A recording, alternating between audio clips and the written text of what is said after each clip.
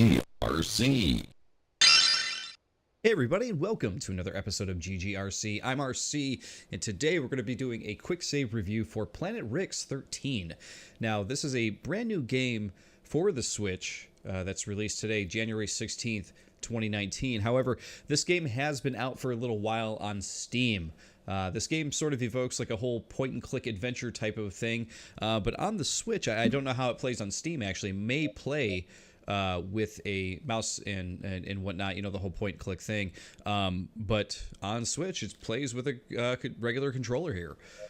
So we're actually going to jump into this. I got about 10 minutes into this, I would say, and I made a lot of progress, and I was like, you know what, I think it's best that I stop here and start at the beginning to give you guys an immediate idea of what this game is all about. Also, I want to throw in a note too that I did a little bit of reading about this game on Steam just to see what it is, and though it's $5 on the Switch, it's $3 on Steam, so if you're more of a Steam addict, then you can get it on Steam for $2 less. But if you want it on the Switch on the go and everything, you know, you can pay $5 to play it portably, which is kind of cool. But the main point I was trying to make is that this is supposed to be a very short game. Somebody reviewing it said that they were able to finish it within an hour, I guess.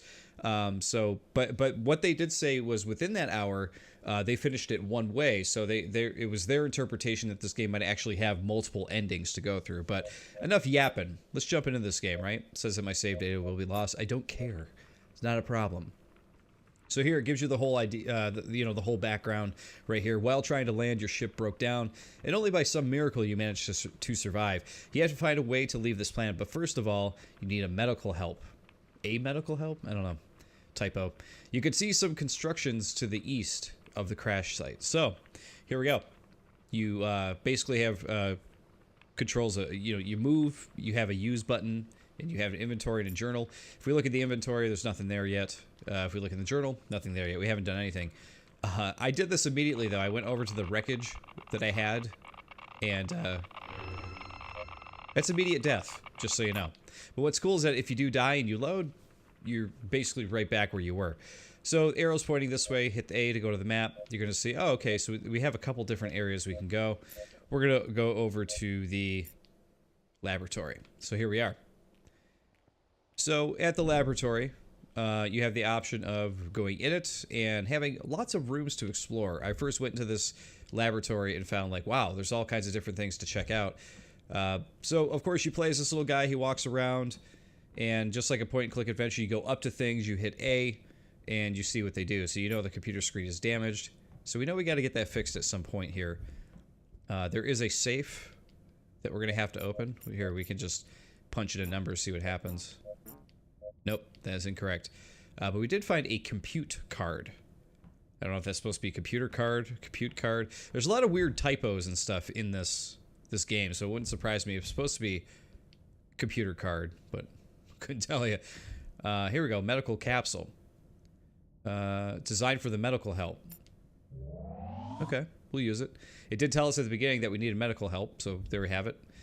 I don't think there's anything else to do in this room at the moment, so we will head back out. Pile of stones, so we will remove that blockage there. Interesting they put a pile of stones in there and then it's just like really easily just removed, like you just remove it, like there's no tool. For a point-and-click adventure, you think you would need like a crowbar or some kind of tool to get through that. It's very, very interesting. So this computer says there's an error, server 1 is not available. But you'll see we also have a scheme of the power grid here. We can actually choose to study that, and that'll add a new location to our map that we can go visit, which we will definitely need. And we can't use the 3D printer at the moment because the power level is too low. So keep all of these things in mind as we play here, because these are definitely things that we need to fix as we go through Planet Rix-13. Here's another compute card here. And we have the main server, which it says that server 1 and 2 are both faulty at the moment. So if we go up to 2, it'll tell you, hey, you need to restore server number 1 first. So if you go to server 1, now what I liked about this is just little details here. You can see there on server 1 that there are 2 red lights and 2 green ones. So if we go up to this and we put it into slot 1, We bounce out, and look at that. We only got one more to put in. Let's cure that red light by putting it into slot 3.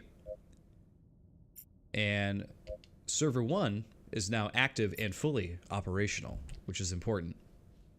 One of the other things to note about this game, too, is it's very, very quiet. Every once in a while, you're going to get some kind of a dramatic tone or cue or something like that. But that's really about it. It's a lot of beeps, a lot of bloops here and there. But for the most part, there isn't really much going on in the way of sound design, which is kind of interesting. I really would have expected like some subtle music here and there, which the game I feel like would really benefit from a little bit of music every now and then. This little note is letting you know that there are delivery problems in that where the delivery landed, which is in the wrong spot, that there is quite a bit of radiation to look out for. We get the location of the supplies, and we also get a matrix to create a screen. I wonder what we'll use that for. All right. So now that we got a couple locations, we can actually head out. So it's the one thing you're getting with this game too, as a point and click style adventure game, or whatever you want to call it. There's not a whole lot of fluff with this game. There isn't a lot of things that are going to distract you from keeping you, from reaching your destination and figuring things out. There's only so many things you can interact with and do that I've already gotten past this point here, but it did not take me more than the time you're seeing me do it here to figure out where I'm supposed to go, what I'm supposed to do.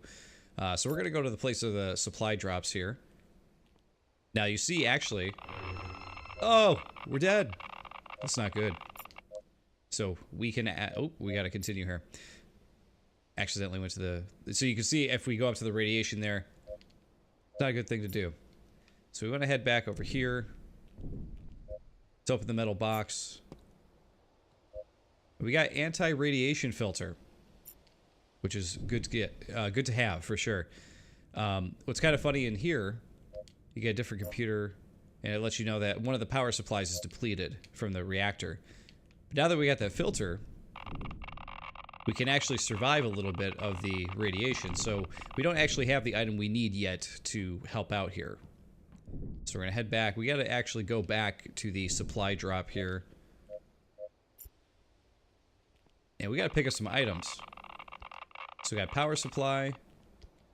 And we got some wood mushrooms, which I haven't figured out what those do in the game yet. But I don't know that it's a good idea to pick up wild wood mushrooms, and eat them or use them. Alright, we want to head back to the reactor and put the new power supply in here. Let's replace it. There we go. They're now all green. Let's get the hell out of here because that is dangerous. So now we got to go to the computer. We have to do this thing where we take the levels, and we've got to make the levels go all the way up to 100. So let's see, 87, 84, 84, 90, 94, 97, 100. There we go. So you're just kind of doing a balancing game here to try to get all the energy levels up to 100%. And there we have it. We've done it. Now at this point, we can head back over to the regular laboratory. There we go. And we'll head in. And I believe it was in the workshop, if that's right. Yeah, this one here. So now we can go over to the 3D printer, print this screen. And we got it. So now we're going to actually head over here to this screen over here. We're going to fix this computer screen, and we are going to get some more information out of it. Deciphering the runes. So you find out that there are runes on this planet that you have to decipher. They have to do with plant samples, apparently, which I haven't gotten too much further past this point to actually figure out what that is. So we got 2 new laboratories to go check out. And this is about where I stopped. Like I said, I got maybe 10 to 15 minutes into this game, and I stopped because I was like, man, I heard this is a short game, and I didn't want to like play through the whole thing before I actually get to show this off to you guys here. let's go check out one more laboratory here before we call it on this one. All right, so we got a living room. And we got a computer. Oh, we got a password. I set the day and month of my birthday as the password of the safe. I don't think there's a sense to worry about security. Okay, so we got the password now. We got a radar station. Now, well, did we actually get the password, or... Because it just says that I've set the day and month of my birthday as the password. Obviously, like, it doesn't really give us the actual numbers, though, right? There's a pile of garbage. Let's search the garbage, shall we? You never know what you're going to find. Among the garbage, you see a bottle with the inscription poison. Why would I want to drink poison? I guess that would be an achievement if you were playing the Steam version. Poison yourself. Laboratory. It seems that we cannot clear the way with explosives. Materials used in the construction of the temple is too strong. Fortunately, there's some good news. Finally, I managed to develop a suitable filter for protection against toxic fumes of the cave system that is located to the southeast of here. Okay, fair enough. So we're uncovering all kinds of other things to do in this game. We got another thing for the 3D printer, an oxygen filter, which we'll probably need. We still don't have... Clock has stopped at 11:32. Could the password be 11:32? No. Too easy. Way too easy. Hey, there's another compute card, though. We need that for the other server. Yeah, we can't blast through that stuff at all. And we need a card to get through that. Okay. Fair enough, fair enough.